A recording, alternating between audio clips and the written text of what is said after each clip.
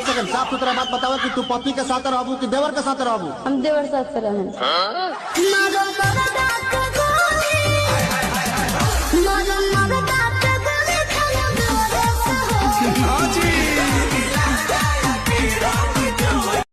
एक बार कहाँ जा रहे हैं?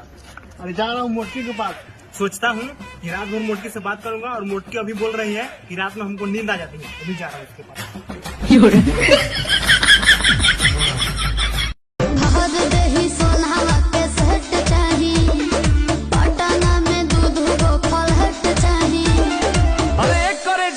तू जतना खर्चा करेबू हम उतना खर्चा करब, ओकरा खातिर हम भागल ना हई। आ जदि हमरा के छोड़ के गइलू तो बुझ लीह हम संतोष पागल नहीं बन बुझे ज्यादा तू चिराई उड़न बाज हो तो बुझ ली हम हई रंगबाज हो, बुझ ली हम हई रंगबाज हो। तू जानत हुआ कि हम ग्रेड ए पढ़ नहीं। रे सुन क्या हो?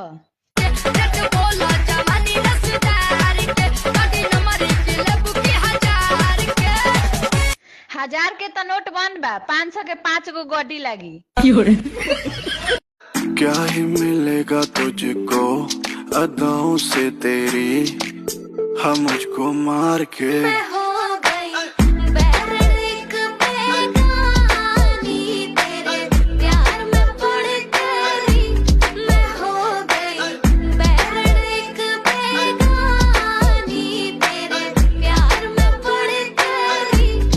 असरा में भी चलबा अखिया कहिए से बोलाइला, कबुले सरधा पूराई बुए माई, बेटा के घरे अब आई बुए माई।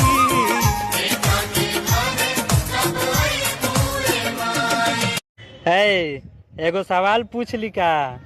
पूछा। कोई जवानी के तू पानी में बहैले बाड़ू, एके ओढ़निया कहाँ बिछैले बाड़ू। सब जवाब मिल गइल कि कुछ बाकी बा?